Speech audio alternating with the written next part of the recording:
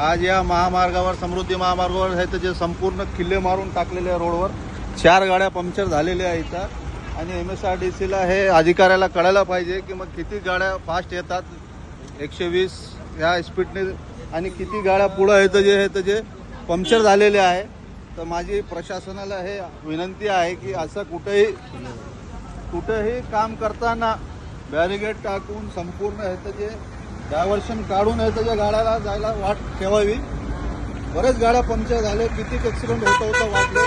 पुढच्या लोकांनी पंक्चर झालेल्या गाड्या मागा थांबविले म्हणून मागचे लोक वाचले, नाही तर भरपूर ॲक्सिडेंट झाले असते इथं. हे बघा हे खिळे हे लावलेले आहे सगळे. हे बघा हे किडे संपूर्ण किडे लावलेले आहेत. आता हे जरा घातका झाला आणि कोणाचा जर ॲक्सिडेंट झाला तर याची जबाबदारी कोणावर राहील हे माझी विनंती आहे. माननीय एकनाथ शिंदे साहेब, उपमुख्यमंत्री देवाभाऊ आणि अजितदादा पवार यांना की हे असं काम करताना डायव्हर्शन काढून बॅरिगेड लावूनच पुढचं काम करावं, अन्यथा मोठा अनर्थ इथं झाला असता. खूप मोठा अनर्थ झाला असता इथे. आता किती जण सांगणार आम्ही, सांगा ना.